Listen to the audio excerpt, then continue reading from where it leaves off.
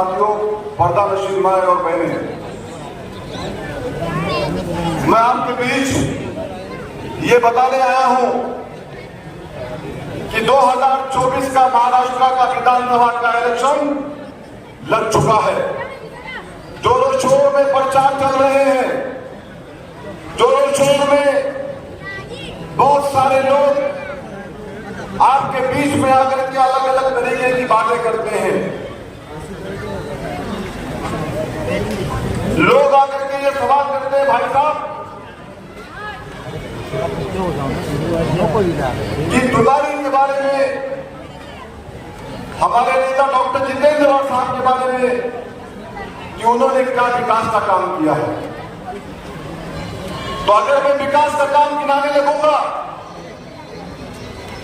तो बहुत वक्त लग जाएगा, लेकिन कुछ मुख्य काम जो है वो मैं आपके बीच बताने के लिए आया हूं।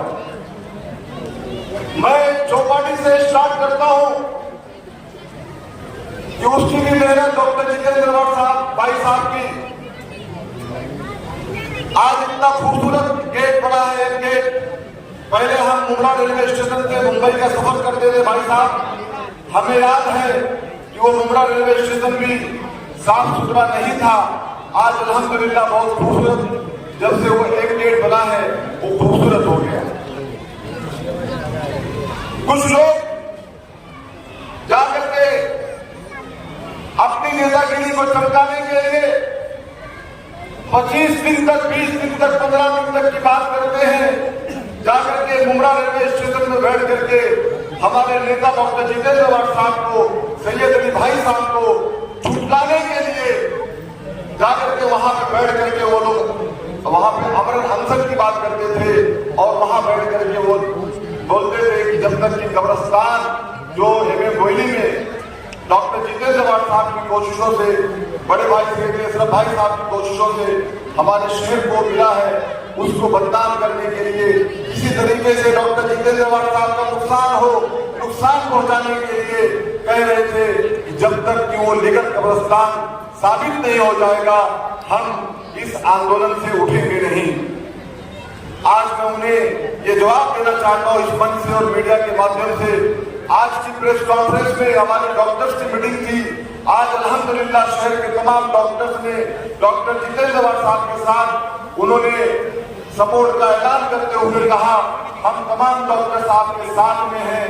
उस प्रेस कॉन्फ्रेंस में डॉक्टर जितेंद्र रावत साहब ने वो साफा दिखाया जो साफारे के ऊपर वो कब्रिस्तान बनी हुई है एमए बोली की, और वो लीगल है, वरना साथ वाले पे नाम नहीं होता था, सर्वे नंबर के साथ में है। तो ये सब छोटी बातों को लेकर के जो लोग ऐसी गिरी हुई हरकतें करते हैं, शमीम खान उन्हें कहना चाहता है कि कम से कम कब्रिस्तान को छोड़ दो, कम से कम मस्जिद की बातें छोड़ दो, मदरसे की बातें छोड़ दो, वरना तुम्हारे में और बीजेपी की सोच के लोगों में क्या फर्क रह जाएगा। कहते हैं क्या काम किया डॉक्टर जितेंद्र रावत साहब ने। मैं एक वाकया सुनाना चाहता हूं। जब कोरोना की हालात थी, कोरोना के हालात में शहर में 14 कम्युनिटी किचन सेंटर चलाया जा रहा था। मुझे याद है आरिफ भाई, इसी कंपाउंड के अंदर आप और भाई साहब ने भी सेंटर लगाया था, कम्युनिटी किचन सेंटर लगाया था। डॉक्टर जितेंद्र रावत साहब ने एक बैनर लगाया था कि हमारे शहर में कोई भूखा पेट नहीं सोएगा। उस वक्त हम लोग डॉक्टर जितेंद्र रावत साहब की पूरी टीम, शानू भाई और तमाम बबलू सैयद, बबलू शिंदा, पूरी टीम सब मिलकर के मुफ्ती साहब हम लोगों ने जाकर के कम्युनिटी किचन सेंटर हर वार्ड के अंदर चालू किया था। इवन हर घर जहां पे जरूरत थी तहां सलम इलाके के अंदर हम लोग खाना पहुंचाते थे। लेकिन यही डॉक्टर जितेंद्र रावत साहब जब पॉजिटिव हुए, वेंटिलेटर में चले गए, उसके बाद आप लोगों की दुआओं से अल्हम्दुलिल्लाह आज वो आपके बीच में बैठे हुए हैं। लेकिन वो फर्स्ट वे था भाई साहब, मुझे आज भी याद है जब हम सब पॉजिटिव हुए थे, जब शमीम खान भी पॉजिटिव हुआ था। ये कहते हैं हम लोग क्या करते हैं, क्या काम करते हैं, तो जब मैं मेरे घर से निकला था हॉस्पिटल के लिए, तो मैंने अपने बच्चों को जब देखा था तो मुझे एहसास हुआ था कि शायद ये मेरे बच्चों से मेरी आखिरी मुलाकात होगी। उसके बाद हमारी फैमिली भी पॉजिटिव हुई। साहब के घर से तकरीबन 30 से 35 लोग, पूरी बॉडी जितनी भी सिक्योरिटी थी, यहाँ तक रोजा भाभी, सब लोग पॉजिटिव हुए। उस वक्त कहा कि तुम शहर के अंदर, अल्लाह ताला ने आप लोगों की दुआओं से हम लोगों को सलामत रखा। हम आपके बीच खड़े होकर अपनी बातें रख रहे हैं। लेकिन तब ये कहा थे, शरीफ खान पूछता है इनसे, उस वक्त तुम कहां थे जब नारायण राणे, जब नितेश राणे ने हमारे मस्जिदों में घुस करके आऊंगा और मस्जिदों में घुस करके मारूंगा, उस वक्त वो तुम्हारे पार्टी का आमदार था, तुम कहां थे? जब मुमरा पुलिस स्टेशन में आकर के रात में 2 बजे डॉक्टर जितेंद्र अवार्ड साहब और तमाम पत्रकार भाई और शहर के तमाम आलिम दीन मिल करके वहां पे जब आंदोलन कर रहे थे, आवाम वहां बैठ के आंदोलन कर रही थी, तो उस वक्त जाकर के FIR दर्ज करने की बात चल रही थी। मैं पूछता हूं तुम उस वक्त कहां थे? क्योंकि तुम आ ही नहीं सकते। तुम्हारे अलायंस पार्टी का वो एक आमदार है।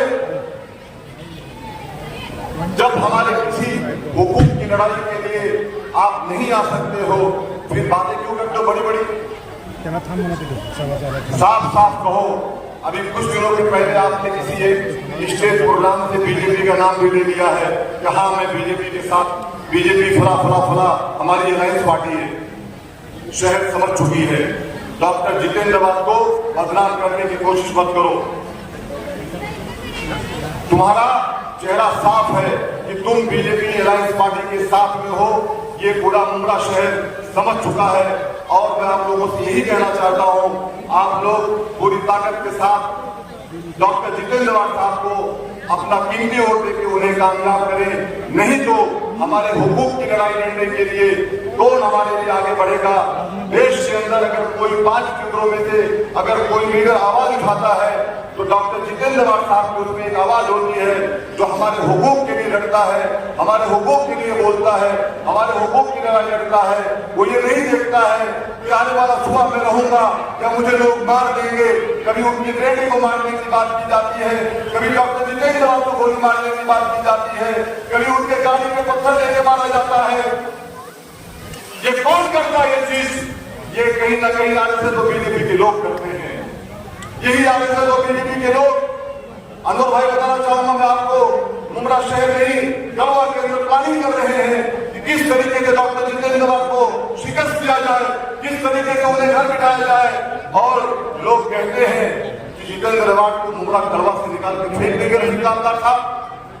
अरे मैं तुमसे सवाल करता हूं, पहले जो बैठे हुए लोग हैं, पहले जो मुमरा गलवा की आवाम है, पहले वो जब वो डॉक्टर जितेंद्र अवार्ड को अपने दिल से नहीं निकाल सकती है, अपने दिल से नहीं निकालती है, तो तुम कैसे उन्हें गलवा मुमरा से बाहर निकाल सकते हो? जो प्यार, जो मोहब्बत आप लोगों ने डॉक्टर जितेंद्र अवार्ड साहब को और जितेंद्र अवार्ड साहब ने आपको दिया है, वो कोई छीन नहीं सकता। मैं अपनी बात इसी बात के साथ खत्म करता हूं कि आपका निशान, हमारा निशान तुतारी बजाता हुआ आदमी है, जिसका जो ईवीएम मशीन होगी उसपे उनका फोटो होगा जितेंद्र अवार्ड साहब का, उसपे नंबर 1 का बटन दबाना है। 20 तारीख की सुबह फजर की नमाज के बाद आप निकले, अल्लाह ताला से दुआएं करें कि अल्लाह ताला महाराष्ट्र के अंदर हमारे लीडर को इतनी ताकत के साथ वो जीत करके आए कि इंशाअल्लाह ताला महाराष्ट्र में मुमरा गलवा का नाम हो कि डॉक्टर जितेंद्र अवार्ड साहब को भारी लीड से ताकत के साथ वो कामयाबी मिली है। तो आप लोग वो पूरी ताकत से उन्हें वोट दें और कामयाब करें। ये कामयाबी हम सब की कामयाबी है। अभी कई बातें मैंने सुना, मैं हर चीज को ऑब्जर्व कर रहा था।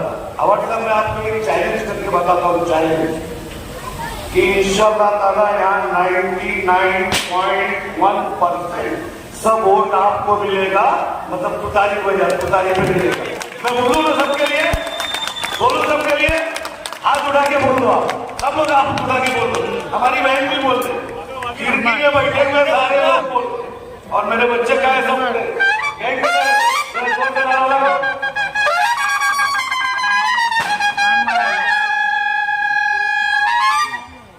भाई अवार्ड साहब ने काम किया इसमें पोजीशन ने। ठीक है, भी चुनाव लड़ने के लिए लोग आते हैं तो कोई ना कोई अपनी बात करता है। 2 दिन पहले मैंने एक वीडियो देखा था व्हाट्सएप, उसमें ये कहा गया कि आरिफ क्या पतंग कट जाएगी, पतंग आपकी इंशाअल्लाह ताला कट जाएगी। आरिफ और यूसुफ की पतंग हमेशा आसमान में उड़ते रहे। एक चीज, चुनाव के तरीके से लड़ो, किसी को धमकी देने का काम मत करो, ये सब अच्छी बातें नहीं। लोगों के बीच में आओ। एक दौर का व्हाट्सएप कोविड का पीरियड था, पूरा ये सामने जो भी बिल्डिंग बन रही है, ये पूरा मैदान जो है खिदमत खल के लिए वक्त कर दिया गया था, और आपका जो अनाज आता था उसके अंदर हम जब आप बीमार पड़ गए तो आना बंद हुआ। उसके बाद भी हमने अपना किचन बंद नहीं किया। ये फेमस का हर शख्स बताएगा। और हमने लाइन लगा के बैठने का काम नहीं किया, घरों के फ्लोर पे जाके देख छोड़ देते थे, जिसको लेना है वो ले और जिसको नहीं लेना है मत। तो जब काम की बात आए तो हम लोग करें, और जब चुनाव लड़ने की बात आए कोई भी आ जाए। मैं आप लोगों से एक ही अपील करने आया हूं कि जिस तरीके से हमने 15 साल से जितेंद्र अवार्ड को असेंबली में भेजा, ठीक है, मैं ये मानता हूं कि खामियां किसमें नहीं है और कहां नहीं होती है। फरिश्ते को छोड़कर हम इंसान हैं, गलतियां हमसे भी होती है, और मैं बड़े खुले तौर पे बोलता हूं कि अगर हमसे कोई गलती हुई है तो आप हमें माफ करें। जिस तरीके से डेवलपमेंट हुआ, काम हुआ है, लोग बोले आजाद हुआ है, अभी काम नहीं हुआ, अभी काम नहीं हुआ। मैं पूछना चाहता हूं कि जब 5 साल हो जाएगा ना तो सारे काम कॉलेज से लेके हर इमारत खड़ी रहेगी मुमरा की शान। दोस्तों, बहकाने के लिए लोग आएंगे, आपको बहकना नहीं। हम महाविकास आघाड़ी के साथ हैं। जिस तरीके से पार्लियामेंट में हम साथ थे कि आज भी पार्लियामेंट की बात ये कही जाती है कि मुमरा की तारीख में मैं हमेशा बोलता था कि कॉर्पोरेशन में लोग चुनाव देते हैं, पार्लियामेंट में लोग चुनाव में वोट नहीं करते थे। लेकिन अब की बात, और उसके लिए हमको दूसरे लोग ये कहा करते थे कि मुमरा में पार्लियामेंट की वोटिंग में उधर जाने वोटिंग का नहीं। लेकिन अब की बार जिस तरीके से हमने पार्लियामेंट के वोट किया है, लोग दहशत में आ गए। एक अनजान औरत को हमने सेक्युलरिज्म और कम्युनलिज्म की तारीख लिखने के अंदर हमने 1 लाख वोट से उसको यहां से जिता के भेजा था। दोस्तों, इसी पेटेंट पे हमको, लोकसभा की पेटेंट पे हमको वोट करना है, और उसी तरीके से वोट करना है जिस तरीके से हमने लोकसभा में किया था कि बगैर बोले, बगैर कोई कार्यकर्ता, बगैर कोई मीटिंग में गए हुए लोग गुस्से का वोट किए थे। और इस बार भी हमको गुस्से का वोट करना है। हमको महाविकास आघाड़ी महाराष्ट्र में सत्ता चाहिए। मॉब लिंचिंग महाराष्ट्र में बंद होना चाहिए। मस्जिद पे हमला बंद होना चाहिए। जिस तरीके से मारा जाता है मुसलमान को, उस तरीके से बंद होना चाहिए। कम से कम जब महाविकास आघाड़ी की सरकार आएगी, से जो आरिफों को बचाने का काम करते हैं, ये जेल में जाने का काम होगा।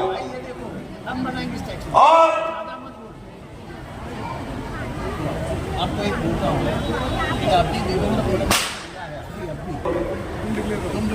हम बनाएंगे, इसमें क्या है? हम मौलाना आजाद का भी स्टैच्यू बनाएंगे और शिवाजी महाराज का भी स्टैच्यू बनाएंगे।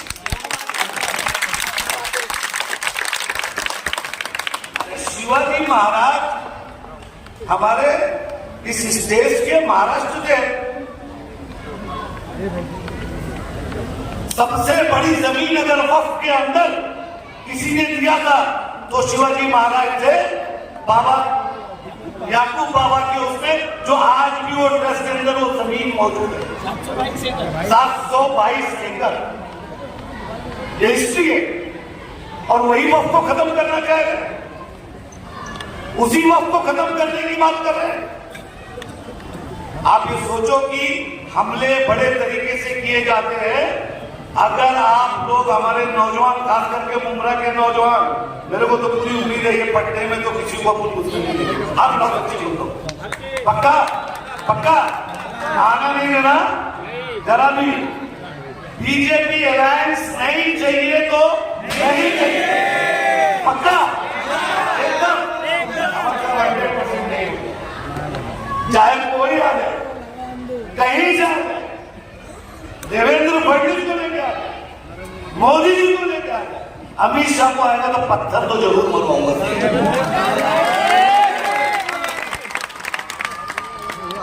और कसम खा के बोलता हूं भाई, हम लोग ने व्हाट्सएप के नेतृत्व में काम किया है ना, तो पूरे महाराष्ट्र के अंदर जिस वक्त मुमरा पे आरोप लगा था कि 400 धर्मांतरण मुमरा की जमीन से हुआ है, तो सबसे पहला ट्वीट जितेंद्र अवार्ड का था और यूपी गवर्नमेंट को नोटिस देने वाला आपका ये छोटा भाई सईद अली अशरफ है, जिसको आज तक जवाब यूपी गवर्नमेंट नहीं दे रही है अवार्ड का।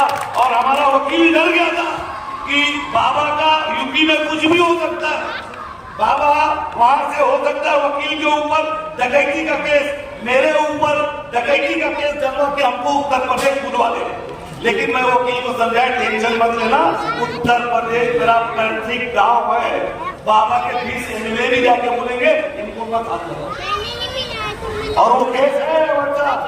और जो पोर्टल में लिखा जाता था कि मुमरा के अंदर 400 धर्मांतरण हुआ है, दुनिया के लोग, दुनिया का हिंदू समाज कोई सोचता था कि वाकई मुमरा के अंदर हिंदू बच्चियों को मुसलमान किया जा रहा है, उसके ऊपर उसके उस पोर्टल पे नहीं आता था।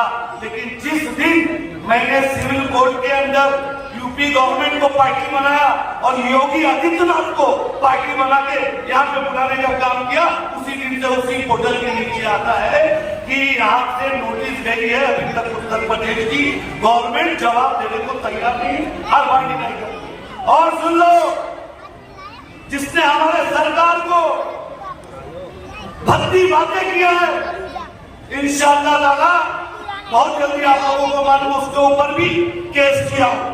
वो पटला नीलेश राणे, उसके ऊपर और गिरी महाराज के ऊपर भी, और बहुत जल्दी आप लोग देखेंगे कि थाना की 1 नंबर कोर्ट के अंदर वो भगवा वस्त्र पहनकर वहां हाजिर होगा और उसको इसी तरीके से कोर्ट में बुलाने का काम करूंगा। महाराष्ट्र का वो भी पहला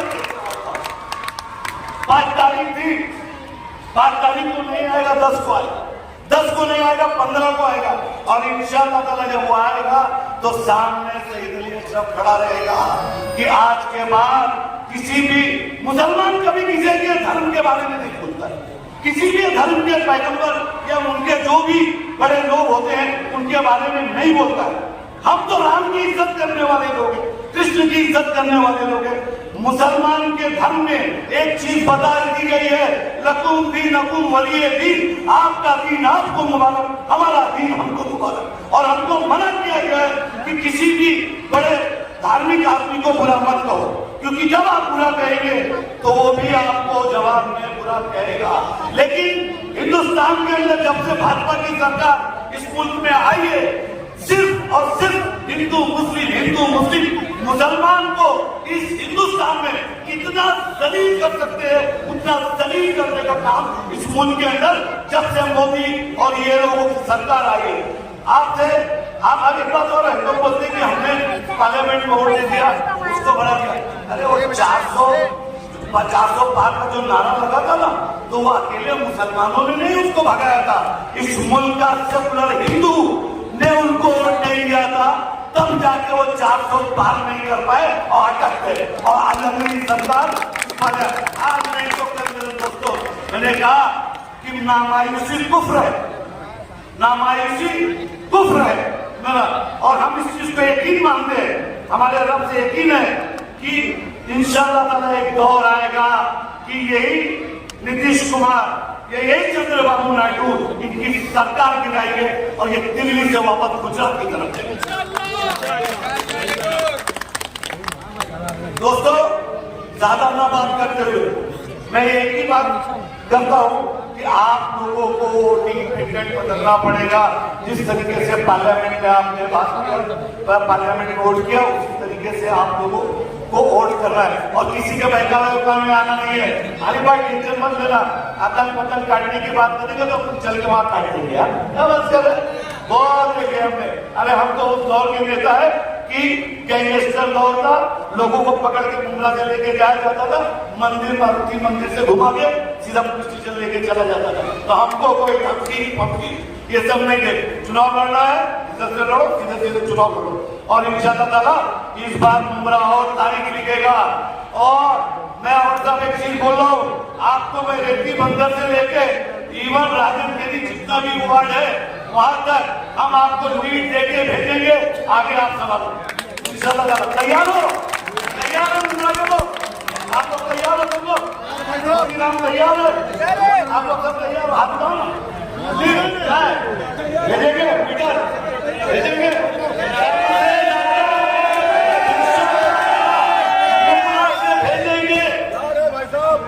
इंशाअल्लाह।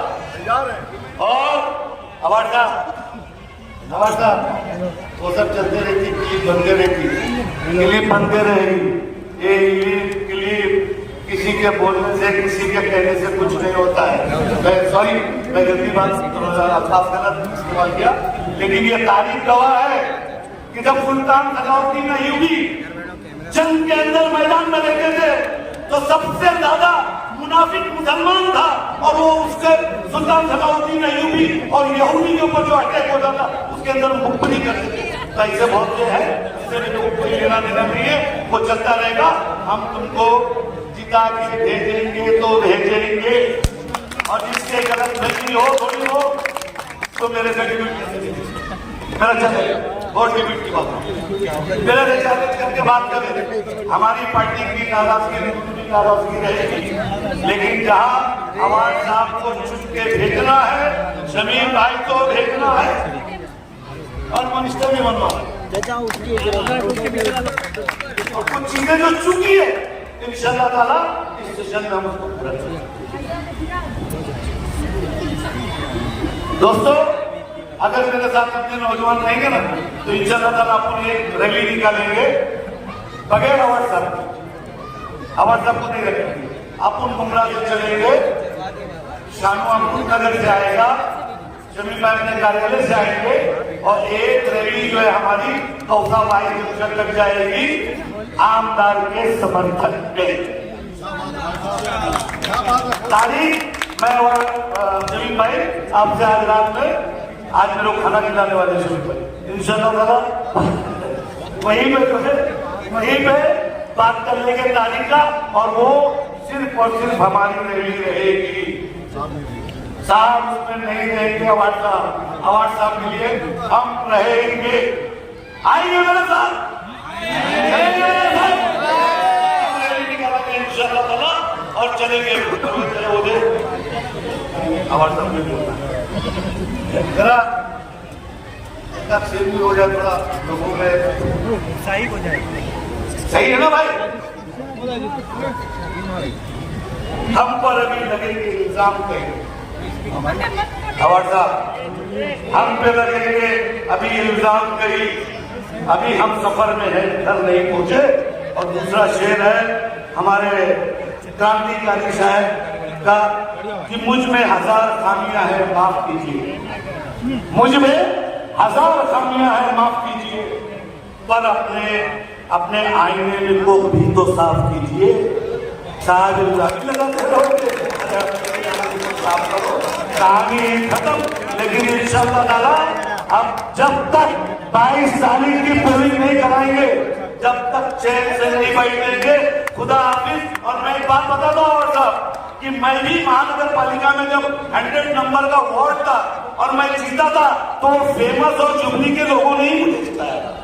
और ये गली से और इस एरिया से मुझे मोहब्बत है। यहाँ का 70 साल का आदमी भी मेरा जानने वाला है, 35 साल की लड़का भी जानने वाला है, और अगर उसकी शादी हो गई, बच्चा है, वो भी मुझे जानने वाला है। तो इंशाल्लाह ताला बड़े फख्र के साथ कहता हूँ कि इंशाल्लाह ताला आपको यहाँ पे 100% इंडियन में भी 100% वोट देंगे। जय हिंद, जय महाराष्ट्र, अस्सलाम वालेकुम। अभी जरा शांत हो जाएंगे तो मैं बात कर सकूंगा। जरा भी बातें मत करो, सुनने का तो मुझे शांति से बोलो। अगली मीटिंग के लिए शमीम भाई और शानू भाई आप चले जाओ, मैं आता हूँ पीछे से।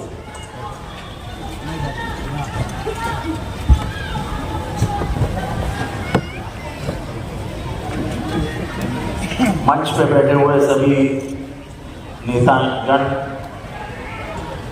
मेरे सामने बैठे हुए सभी बुजुर्ग, मेरी बहनें और मेरे सब नौजवान दोस्तों, मुझे याद है आरिफ, मैं जब 2009 में आया था तब इधर ही हमने पहली सभा की। अरे भाई जरा सुनो ना, हमको नहीं सुनोगे क्या? हाँ, नहीं सुनेगा तो कान पकड़ लूंगा। तो इधर ही मीटिंग हुई थी, और हर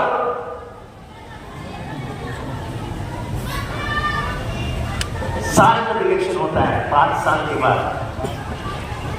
आरिफ भाई को जिम्मेदारी दी जाती है इस एरिया की, और आरिफ भाई एक कदम आगे एक कदम पीछे नहीं होते हैं, एक जगह पे ठहरे रहते हैं और वादा करने के साथ एक मीटिंग लूंगा, बाद में आना मत। आज मीटिंग हो गई और बड़ी तकड़ी मीटिंग हुई। पतंग का एहसान मंद हूँ, उसका शुक्रगुजार हूँ कि उसने मीडिया मीटिंग यहाँ पे करवाई। और मुझे सबसे ज्यादा क्या अच्छा लगता है, एक तरफ देश में हिंदू मुसलमानों का माहौल किया जा रहा है। अरे भाई ध्यान से सुनो, एक तरफ हिंदू और मुसलमानों का माहौल किया जा रहा है, और एक तरफ मेरी बहन बुर्खा पहनी हुई बहनें और उनके पीछे बैठी हुई मेरी मराठी माँ बहनें, ये सब एक साथ बैठे। भाईचारे का इतना बड़ा उदाहरण देश में कहीं नहीं मिल सकता है। ये पूरा ऊपर का पट्टा मराठी पट्टा है, पूरा ऊपर का पट्टा। पर पिछले 40 सालों में माचिस की काली भी नहीं है, इतना अपनापन है। ये भाईचारा हम मिटाना नहीं चाहते, बीजेपी उसको मिटाना चाहती है, पर हमने गांधी जी की सौगंध खाई है कि जो भाईचारा उन्होंने अपने हाथ में लिया है, जब आजादी मिली तब उन्होंने भारत हमारे हाथ में लिया है। हम भारत को नथुराम गोडसे के हाथ में नहीं देंगे। जिसने गांधी जी का खून किया था वो इस देश का पहला अतिरेकी, उसकी विचारधारा इस देश में चलेगी नहीं, वही बीजेपी की विचारधारा है। निहत्थे आदमी को मारना ये बीजेपी की पहले से आदत है। संविधान को विरोध करना ये बीजेपी की पुरानी आदत रही है। संविधान को आज नहीं बदलना चाहते हो। जब हमें आजादी मिली और 1950 में जब हमने संविधान लाया, तभी संविधान ये नहीं है, हम इसको मानते नहीं है, ऐसे कहा था। जिस तिरंगे की आप मोदी बात करते हैं, घर घर तिरंगा, घर घर तिरंगा, घर घर तिरंगा, हमें आज भी याद है कि 1950 में जब ये तिरंगा का को कॉन्स्टिट्यूशनल मान्यता मिली, संविधान के तहत उसको मान्यता मिली। अपना तिरंगा संविधान में भी है, ऐसा ही तिरंगा नहीं लहराता है। संविधान में बाकायदा उसको पास किया है कि तिरंगा कैसा रहेगा, उसका रंग कितना रहेगा, क्या रहेगा, सब संविधान में लिखा है। उस संविधान के तिरंगे को भी आरएसएस ने विरोध किया था। कहा था कि 3 अशुभ आंकड़ा है, हम 3 रंग का सब ये झंडा नहीं स्वीकारते हैं, हमारा झंडा भगवा ही रहेगा। तब हमारे लोगों ने कहा था कि ये देश रंगों में नहीं बटेगा, ये देश एक रहेगा और आज भी उसी संविधान के कारण हम एक हैं। यहाँ पे कितने जाति समुदाय के लोग हैं, सबकी भाषाएं अलग है। यहाँ उत्तर भारत के लोग हैं, यहाँ कोंकण के लोग हैं, यहाँ केरला के लोग हैं। ये हमारे जो बंजारा है, वो बंजारा है, मैं बंजारी हूं, ज्यादा अंतर नहीं है। तो जो घुंघरू पहनते हैं ना वो बंजारा, सब पीछे बैठे। ये हमारे में और उनमें ज्यादा अंतर नहीं है, लेकिन फिर भी वो बंजारों का सबसे अच्छा मित्र कौन है, उनकी ख्यालात रखने वाला कौन है? अली पदम। यहाँ जाति भेद और धर्म भेद को गुमराह में कोई स्थान नहीं, ये मैं बोल रहा हूं वो बराबर है। मैं आपसे पूछ रहा हूं, अगर आप जिंदा दिल हो तो बताओ मुझे कि किसी धर्म द्वेष का उदाहरण मुमरा में आपने देखा है? कभी मुमरा में किसी हिंदू भाई को मारा है? किसी मुसलमान को हिंदी भाइयों ने मारा है? तो मुमरा का नाम क्यों बदनाम करते हो? आप जो सुन रहे हो ना, उसके ऊपर मुझे चेहरे पे जवाब दिखना चाहिए, तब बोलने में मजा आती है। वरना मैं बोल रहा हूं और मेरी तरफ आप अंधे के जैसे देख रहे हैं, कोई मजा नहीं आता। भाषण तो तरफा होना चाहिए। मैं अगर सवाल पूछूं तो आप उसका जवाब नहीं देना चाहिए। मैं जब बोल रहा हूं कि भाईचारा सबसे ज्यादा इस गली में दिखता है, नीचे मुसलमान रहता है, ऊपर हिंदू रहता है, दररोज इधर से आता जाता है, लेकिन उसको डर नहीं लगता है, ये भाईचारा और कहीं नहीं दिखेगा। उसके लिए तो तालियां बजाओ। अब तुम्हारी तारीफ भी कर रहा हूं तो तुम उसके लिए भी तालियां नहीं बजाओगे। जब भाषण सुनते हो ना, तो भाषण के मजा लेने के लिए भाषण करने वालों को आपकी हंसी, आपका गुस्सा दिखना चाहिए। ये कोई कॉमेडी शो नहीं चल रहा है, यहाँ विचारों का आदान प्रदान हो रहा है। एक ऐसी विचारधारा इस देश में है जो हमें आपस में लड़ा रही है। वो विचार लेने का काम, लाने का काम इस देश में आरएसएस ने किया था। इस विचारधारा को आगे लेके जाने का काम बीजेपी कर रही है कि नहीं?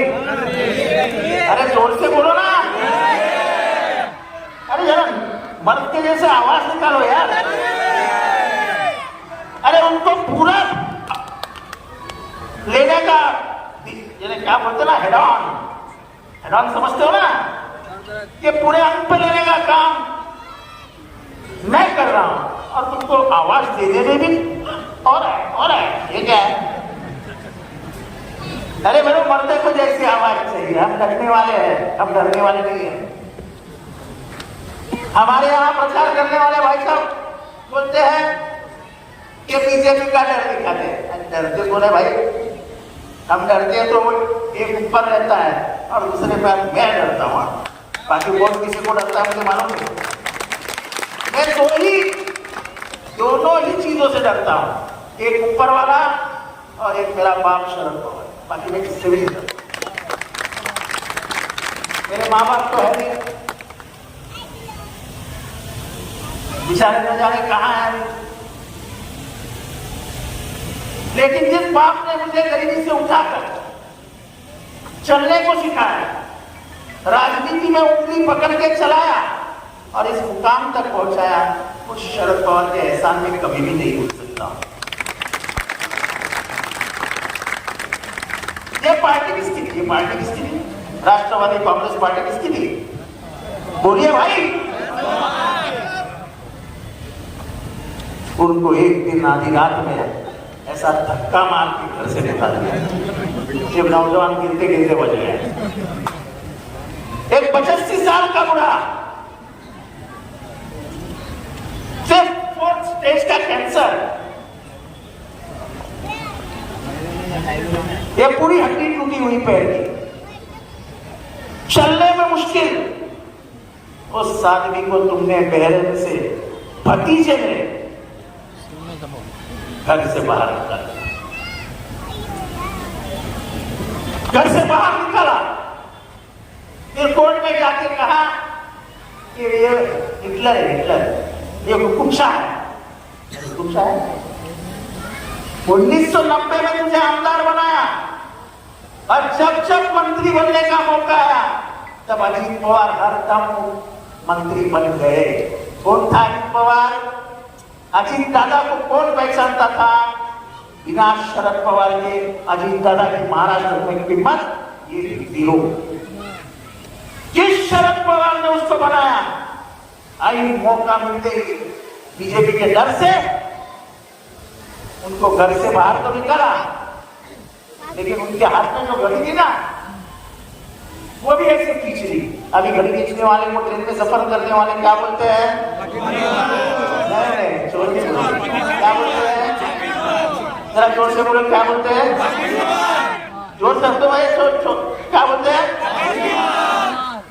तो मैंने बोला तो क्या गलत बोला? अरे हमारे बम्बैया भाषा में अगर ट्रेन में मेरी घड़ी मारी गई तो मैं उछल के नीचे क्या बोलता है? अरे पाकिट मार दिया है। अभी तुमने शरद पवार के हाथ की घड़ी छीन ली और खुद के हाथों में पहन के गली मोहल्ले में घूम रहे हो, तुम तो पाकिट मारो के सरदार थे। पाकिट मार का सरदार होता था ना, मुझे सब स्टोरी मालूम है कि पाकिट मार का हीरो कौन था, कहाँ बैठता था। अपन उसको जाके बोले दोपहर में कि मेरा पाकिट एक ट्रेन में उर्ला में मारा गया है, तो बोलता था दूसरे दिन आ जाओ, मिल जाएगा। उनका हेड होता था ना कोई, मुखिया बोलते। तो अजीत पवार मुखिया है, और ये जो टोली ले घूम रही है ना घड़ियाल लेके, ये पाकिट मारो को छोटी टोली है, छोटी टोली जो घड़ी हमसे छीनी। अरे तो मर्द की औलाद है ना। जब शरद पवार को कहा गया कि तुम्हें घड़ी नहीं मिल सकती, तो शरद पवार ने बोला ठीक है, दे दो दूसरी निशानी। हमको ये निशानी मिली, तुतारी। हम तुतारी में लड़े, हम डरे नहीं। लेकिन जब लोकसभा का चुनाव आया और घड़ियाल और तुतारी सामने आई, जब सुप्रिया ताई के सामने अजीत दादा ने अपने बीबी को लड़ाया और बैंक के दरवाजे खोल दिए, बैंक के दरवाजे खोल दिए, तब के लोगों ने पवार साहब को नहीं हराया, तुतारी को 2.5 लाख से जिताया बाराबंकी। तो ये जो मुमरा में चल रहा है ना, 2000 रुपया वोट, 2000 रुपया वोट, अरे क्या ईमान वाले हो क्या? खरीदना चाहते हो क्या ईमान वालों को? कोई हिंदू मुसलमान अपने आप को बैठा नहीं है। जब मैं आपको बोलूंगा ना 1000 रुपया का हिसाब, तो आप खुद हंस के मर जाओगे।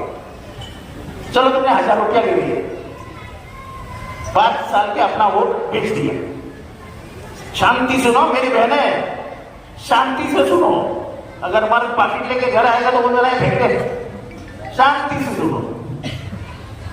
तुमने 5 साल के लिए 1000 रुपये ले लिए और वोट देने का निर्णय ले लिया, तो 5 साल का 1000 रुपया है, 1 साल का कितना हो गया? हिसाब लगाओ, 200 रुपया बराबर है। तो 6 महीने का कितना हो गया? 100 रुपया। तो 3 महीने का कितना हुआ? 50 रुपया। तो 45 दिन का कितना हो गया? 25 रुपया। अगर 45 दिन का 25 रुपया है, तो एक वोट आप 35 पैसे में बेचते हो। इनके 35 पैसे। अब मेरे भाइयों मेरे को जवाब देना, स्टेशन पे केले वाला केला भी देगा क्या आपके हाथ में 35 पैसे में? इतने सस्ते में अपना वोट बेचते हो? ये वोट क्या है? इसका वजूद क्या है? डॉक्टर बाबा साहब अम्बेडकर ने जब संविधान लिखा था, तो उन्हें पूरे देश को कहा था कि आपका वोट खरीदने वाला पैदा नहीं होगा और आप अपना वोट कभी भी मत बचिए। ये आपके हाथ में सबसे बड़ा हथियार लेके मैं जा रहा हूं। ये हथियार कितना बड़ा है? तो 1977 में जो लोगों को लगा कि इंदिरा गांधी सत्ता का इस्तेमाल बराबर नहीं कर रही है, तो कश्मीर से लेकर कन्याकुमारी तक लोगों ने ऐसे वोट डाले कि इंदिरा जी जैसे नेता को सत्ता से बाहर निकाल दिया। यह है वोट की अहमियत। इस बार क्या हुआ? 400 पार, अब की बार 400 पार। ये 400 पार का नारा हिंदू और मुसलमानों को ठेका धोखे की धमकी की धोखे की धमकी।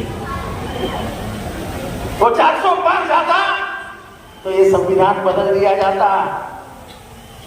सबसे पहले हिंदुओं में जो गरीब है, जो पिछड़ा है, जो ओबीसी है, जो एससी है, जो एसटी है, ये हमारे बंजारा है, ये सब ओबीसी है, सब ओबीसी। ये आंध्र प्रदेश में एसटी में है, शेड्यूल ट्राइब में, इंदौर में एसटी में है, पर हमारे इधर महाराष्ट्र में ओबीसी में है। मैं भी ओबीसी में। हमारा आरक्षण निकाल लेता। 5000 साल हमको स्कूल में नहीं जाना दिया।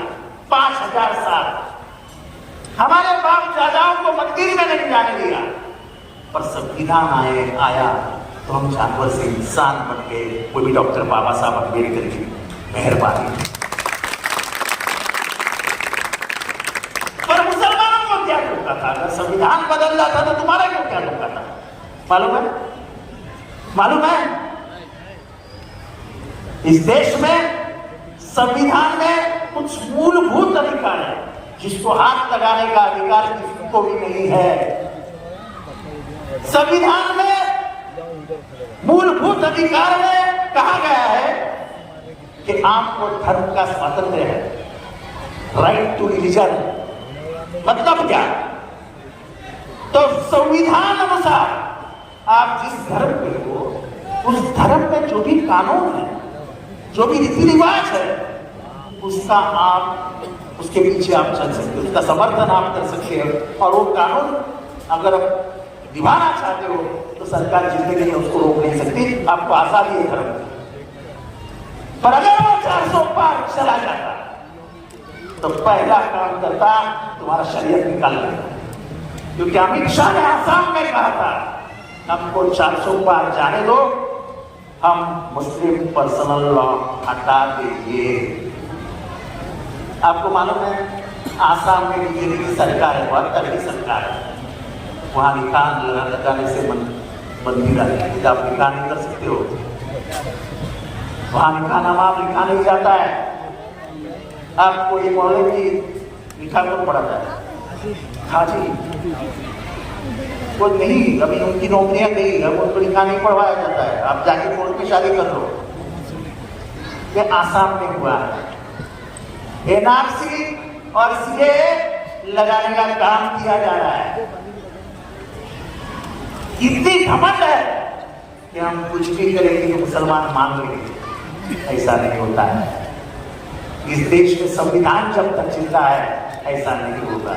और इसीलिए इस देश के अमन पसंद हिंदुओं ने पहला काम क्या किया? जिस राम के नाम पे पूरे 20 साल राजनीति की, पूरे 20 साल, जो अयोध्या नगरी में जिनका जन्म हुआ था, वो हमारे राम लल्ला को गली मोहल्ले में घुमा करके मुसलमानों को डराया जाता था।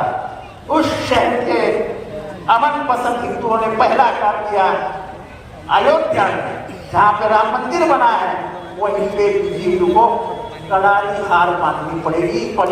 और एक अवधेश प्रसाद नाम का दलित वहां के सब लोगों ने भारत। जब भारत के लोग जाग जाते हैं ना तो क्रांति लाते। भारत को तुम कभी भी हिंदू मुसलमानों में बंटवा नहीं सकते हो। ये क्या घोषणा है? कटेंगे तो कटेंगे, ये क्या घोषणा है? अरे यहाँ के हिंदू को कितने दिन डराओगे मुसलमानों को दिखा के, ये मुसलमान आ रहा है, ये मुसलमान आ रहा है, ये मुसलमान आ रहा है। यहाँ का हिंदू कभी भी दहशतवादी नहीं था। यहाँ का हिंदू, अगर शिवाजी महाराज का इतिहास पूछो तो औरंगजेब के दरबार में शादी जब शिवाजी महाराज गए थे तो उनके साथ जाने वाला औरंगजेब के पास कौन था? उन्होंने किसके लिया था साथ में? ये उधर जब औरंगजेब के दरबार में गए थे तो उनके साथ वो कौन को लेके गए? उस सैनिक का नाम था मदारी मेहतर, गुजरात से मुसलमान, धर्म से मुसलमान था। जब औरंगजेब के चाल चलन कुछ ठीक नहीं, ऐसा जब शिवाजी महाराज को समझ में आया, मदारी मेहतर को समझ में आया, तो मदारी मेहतर ने कहा शिवाजी महाराज को, हमारे में म्हणजे मराठी इतिहास में लिखा है की लाख मेले तरी चालतील पण लाखाचा पोशिंदा जगला पाहिजे। इन्हें लाख लोग मर गए तो चलेंगे, लाखों को जिंदा रहने वाला जिंदा रहना चाहिए। उन्होंने शिवाजी महाराज जिस पे सोए थे कहा कि तुम निकल जाओ, मैं इस पे सो जाता हूँ। वो सो गए, शिवाजी महाराज आस्ते से निकल गए और मदारी जब उन्होंने चद्दर खोली, शिवाजी महाराज उठ क्यों नहीं रहे, तो पता चला कि शिवाजी महाराज निकल गए और मदारी मेहतर सोया हुआ। आगे मदारी मेहतर का क्या हुआ ये पता नहीं। ये हिंदू मुसलमानों को शिवाजी महाराज के वक्त तय किया था। जो हमारे साहब ने कहा शिवाजी महाराज एक ही बाबा के पास जाते, एक ही बाबा, एक तुकाराम महाराज के पास जाते थे जो संत रत्नागिरी का बोलिए क्या, रत्नागिरी का, रत्नागिरी में एक केशी नाम का गांव है, केशी। उस केशी में याकूब बाबा रहते थे।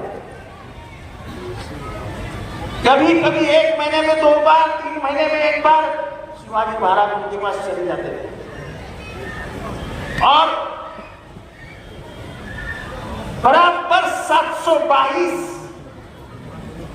एकड़ उन्होंने वतन की जमीन, यानी शिवाजी का जो वतन था उसकी जमीन याकूब बाबा के नाम पे कर दी। आज भी उसका सातवारा मौजूद है। ये था शिवाजी महाराज का नाम। अभी अभी देवेंद्र फडणवीस ने भाषण दिया है कि मुंब्रा में शिवाजी महाराज का पुतला बनाओ। अरे मुंब्रा के एंट्रेंस पे ही शिवाजी महाराज है। अभी तक ये देवेंद्र फडणवीस को मालूम भी नहीं होगा शिवाजी महाराज नहीं है मुंब्रा के एंट्रेंस पे। और कौन मुसलमान शिवाजी महाराज के स्टैचू को विरोध करेगा? हम सब हिंदू मुसलमान शिवाजी महाराज के स्टैचू का समर्थन करते हैं। आप भी हाथ उठा के बताओ। मुसलमान बदल गया है, इसको डाल मत जीना सिखाओ। तुमने शिवाजी महाराज का गलत इतिहास बताया।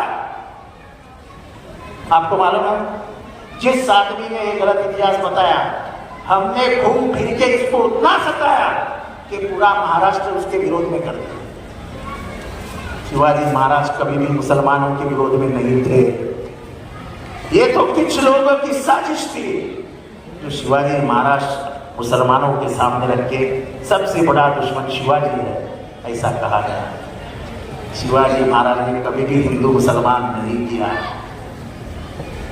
कभी भी नहीं किया। और इस महाराष्ट्र की जो विचारधारा है वो विचारधारा शिव फुले शाहू अम्बेडकर की। फुले साहब ने पहला क्या किया, पहला काम क्या किया? तो ये देश में औरतों को पढ़ाया नहीं जाता था। उनके एक सहेली थी फतेह फातिमा की, वो मुसलमान थी, अमीर थी। ज्योतिबा फुले भी अमीर थे। तो उन्होंने महिलाओं के लिए स्कूल खोले। पथराव हुआ उनके घर पे, गोलियों से मारने की धमकी मिली हिंदुओं से, फिर भी हमारी सावित्री माई और फातिमा भी पीछे नहीं हटे। कहा जो करना है कर लो, अब महिलाओं को सिखाएंगे। और उस दिन महिला शिक्षण शुरू हो गया। आज जो इतनी पढ़ी लिखी महिलाएं दिख रही है महाराष्ट्र में, वो सब महात्मा फुले, सावित्रीबाई फुले और फातिमा पी की देन है, वरना महिलाएं इस महाराष्ट्र में पढ़ती है। पूरे देश में पहली स्कूल जो खुली वो महाराष्ट्र में खुली और वो हमारे सावित्रीबाई फुले, फातिमा भी और ज्योतिबा फुले ने की। शाहू महाराज वो चाहते थे कि सबको शिक्षण मिलना चाहिए। वो गांव से लड़के लाते थे सीखने के लिए। रहेंगे का वो पहला राजा था इस देश का जिसने मुसलमानों के लिए हॉस्टल बनाया, जिसने दलितों के लिए हॉस्टल बनाया, जिसने यहाँ के मराठाओं के लिए हॉस्टल बनाया, यहाँ के जैनों के लिए हॉस्टल बनाया, और कोल्हापुर में एक ऐसा माहौल तैयार किया कि कोल्हापुर आज भी शाहू के नाम से पहचाना जाता है, उसके विचारों के नाम से पहचाना जाता है। और डॉक्टर बाबा साहब अम्बेडकर ने कहा क्या? उन्होंने कहा मैं ये संविधान जो बनाया हूं इसमें सोच फुले और शाहू की है, तब ये संविधान में पूरा कर रहा हूं, और उन्हें संविधान बना के भारत ये विचार महाराष्ट्र ने कभी भी नफरत नहीं की। इन दिनों में जो चालू है वो हमारा महाराष्ट्र की संस्कृति है। विशालगढ़ में जो हुआ, जो पुलिस को बताया, कलेक्टर को 15 दिन पहले बताया जाता है कि विशालगढ़ में कुछ होने वाला है, कलेक्टर ध्यान नहीं देता है। ये 5 तारीख थी, 5 जुलाई, बराबर 12 जुलाई को जाके शाहूवाड़ी पुलिस स्टेशन में बोलते हैं कि विशालगढ़ में कुछ लफड़ा होने वाला है, संभाल के रहो। अभी मालूम नहीं मुझे कितने जन विशालगढ़ गए, पर मेरे बाजू में आदमी है जो विशालगढ़ गया है।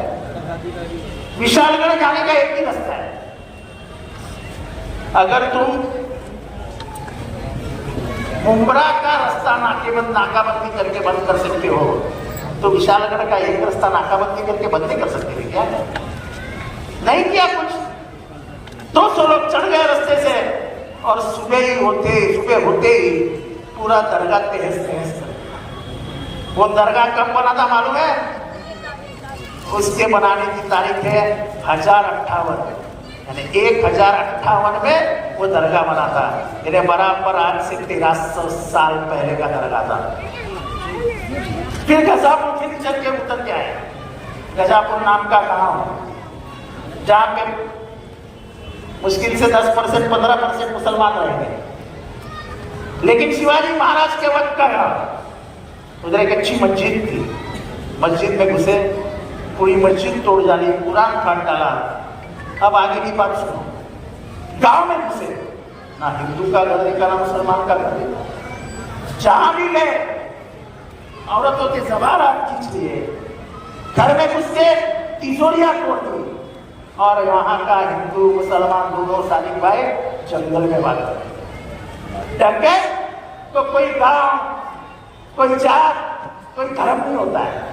पर मेरा सवाल गवर्नमेंट से ये है कि अभी तक वो बच्चे अरेस्ट क्यों नहीं हुए जिन्होंने दरगाह तोड़ा? अभी भी मस्जिद तोड़ने वाले को अरेस्ट क्यों नहीं किया है? नबी के शान में गुस्ताखी करने वाले कोई गगनगिरी गंगागिरी कोई है? आज छगन भुजबल ने उनको हार पहनाया। क्या किया? हार पहनाया। अजीत पवार उससे चर्चा करते हुए दिखाई देते। फोटो हम झूठ तो नहीं बोल सकते, आज की दुनिया में सब फोटो आते हैं। अजीत पवार उनको सेकुलर बनाते हैं, सोच मेरी है ऐसे बताते हैं। तो कैबिनेट में मांग क्यों नहीं की कि गंगागिरी महाराज को अरेस्ट करो? सुप्रीम कोर्ट ने कहा है, मैं नहीं कहता हूं, सुप्रीम कोर्ट ने कहा है कि कोई भी धर्म के खिलाफ कोई नफरत का भाषा बोलेगा तो बिना कंप्लेंट उसको अरेस्ट कर दो।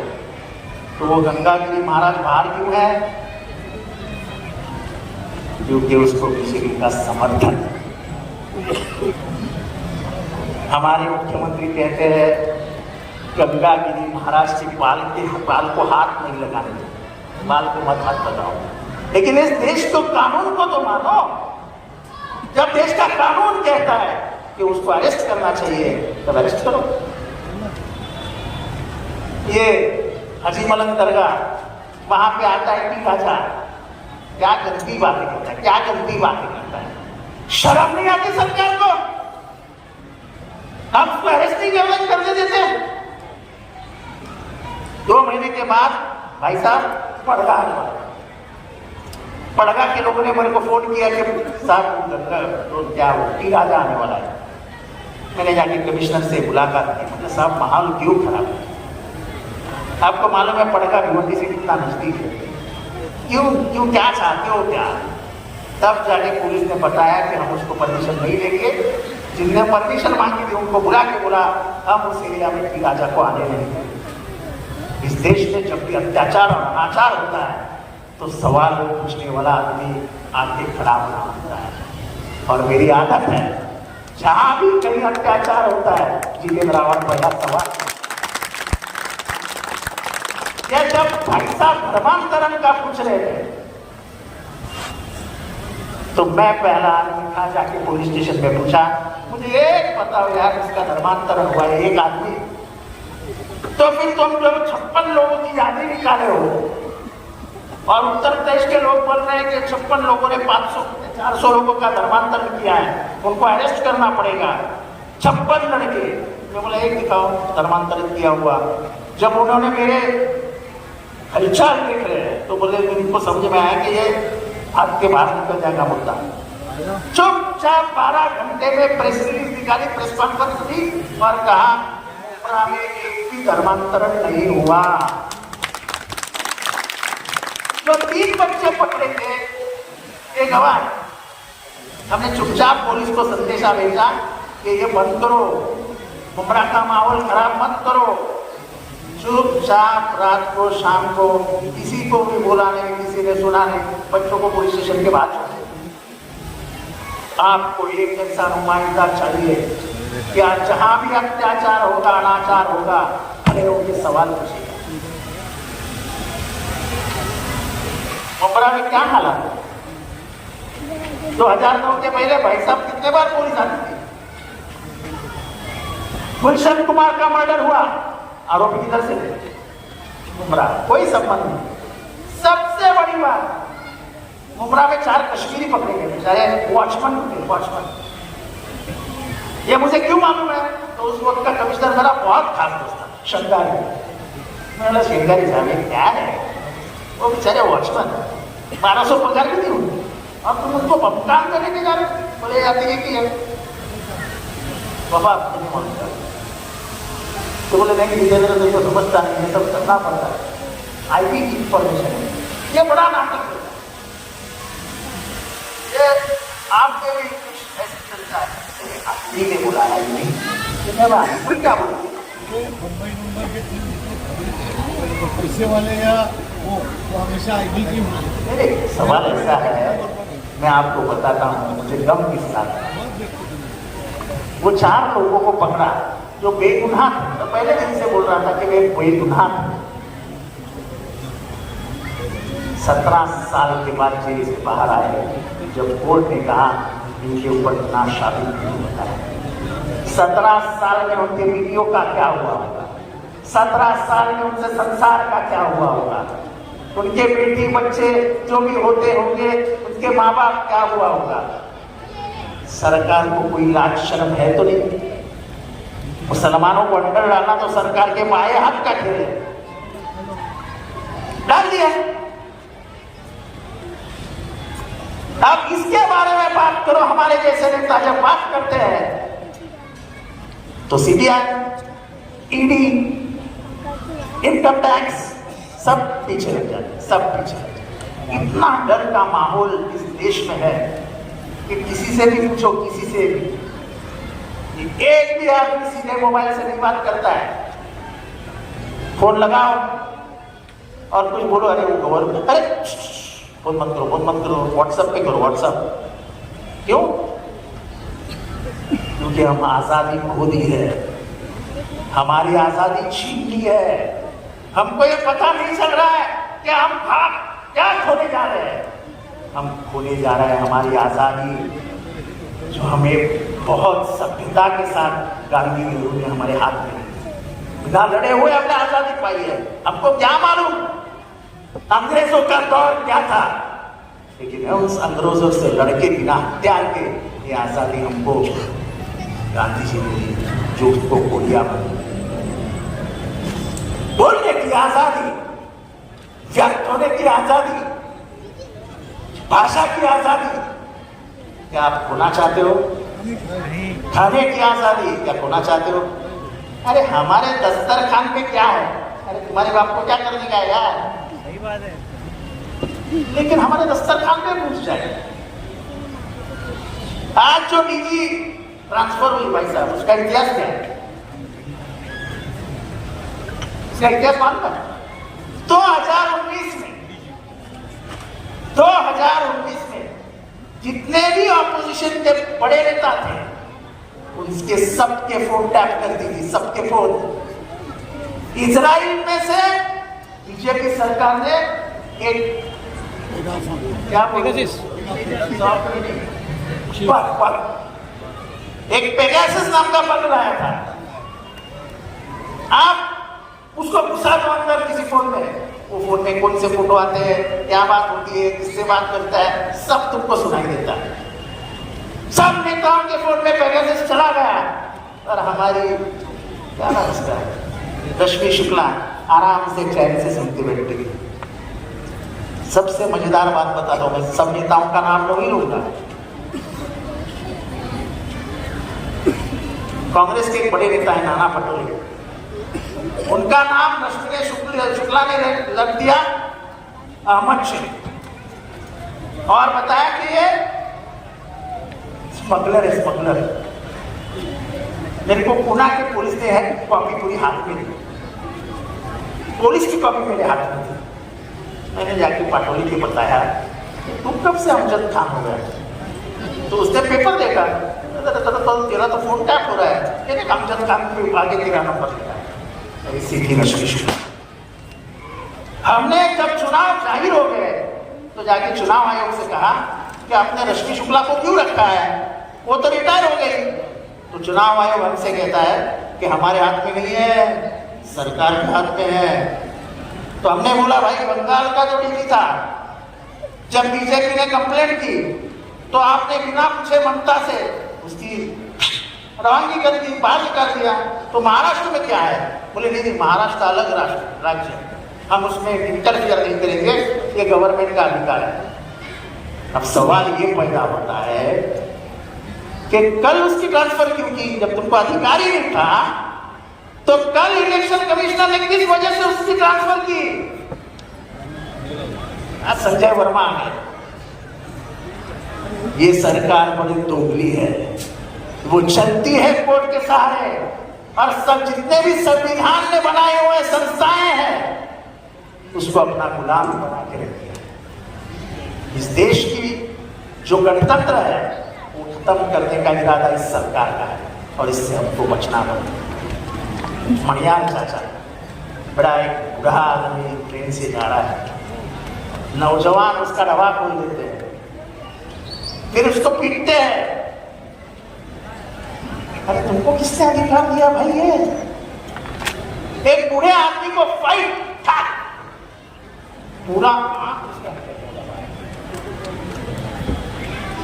मैं पुलिस स्टेशन पहुंचा, यहाँ के रफीक कामदार ने मुझे वो जब बताया कि ऐसा लफड़ा हो गया, तुम जाओ तुम समझ में आएगा। मैं गया तो इंस्पेक्टर बोलती उनका जामीन हो गया। मैं बोला उनका जामीन हो गया? कैसे हुआ? बोले हो गया, कोर्ट ने दे दिया। मैंने मेरे वकील को फोन लगाया, वो बोलते धारा ये केस होनी चाहिए, इसको जामीन नहीं है, इसको जामीन नहीं है। जब मैंने आवाज बढ़ाया तो दूसरे दिन उन्होंने वो कलम डाले, कोर्ट में केस किया, कोर्ट ने उनका दिया हुआ जामीन रद्द कर दिया और मुझे बहुत खुशी है कि आज भी वो जेल में है। लेकिन हाई कोर्ट में एक केस लग रहा है, मालूम है आपको? यही आपके इधर आसपास रहने वाला जीवन बाग का एक लड़का है, जजील नवरंगी। वो बिना पैसे की हाई कोर्ट में ये केस लड़ रहा है चाचा के लिए और आज भी वो जेल में। तो हमको गांधी जी के विचार, ये सेकुलर देश अगर बचाना है तो पहले महाराष्ट्र को बचाना पड़ेगा। और महाराष्ट्र को क्यों जिताना है? तो महाराष्ट्र में महाविकास आघाड़ी जीतेगी और सरकार 60 दिन में मोदी जी गिर जाएगी। वजह पूछो क्यों? जिस दिन हमने महाराष्ट्र जीता उस दिन चंद्रबाबू नायडू की और नीतीश कुमार के पैर कांपने लगे।